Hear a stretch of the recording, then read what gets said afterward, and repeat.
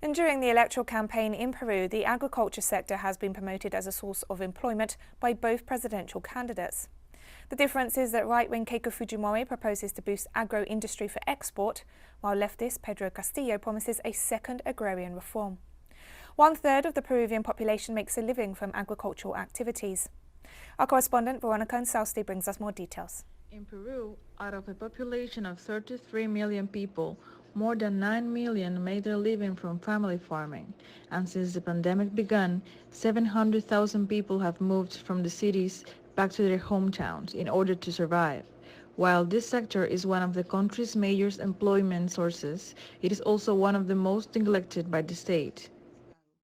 Budgetary resources are needed to provide credit, to facilitate access to seeds for pest control. We need a larger budget for the Ministry of Agriculture and for agricultural credit, definitely, and on the other hand, it is a matter of policies, of creating institutions, of protecting the national market from subsidized imports from abroad, and to facilitate the partnership of producers themselves.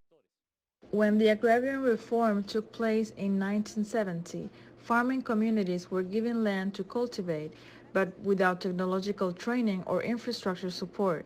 And since then, small farmers have been producing a minimum percentage of what could be achieved, according to specialist Carlos Paredes.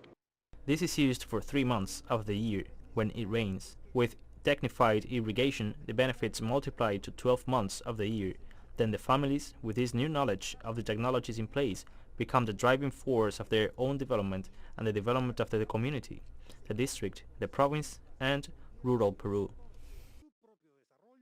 If the new government were to take on the productive technological innovation plan developed by farmers, communities, they assured that it would be able to guarantee food sovereignty in the Indian country.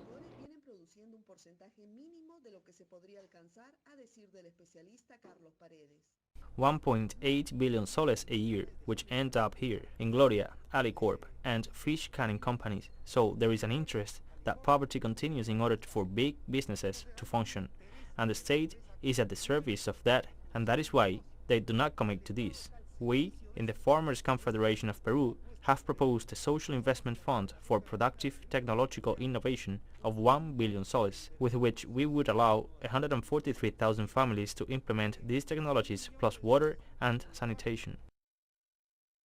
In the last 3 decades, governments have failed to promote small and medium agriculture, leaving the development of agribusiness for export in the hands of multinationals, while the state must import most of the food of the basic food basket to ensure food delivery as part of social programs.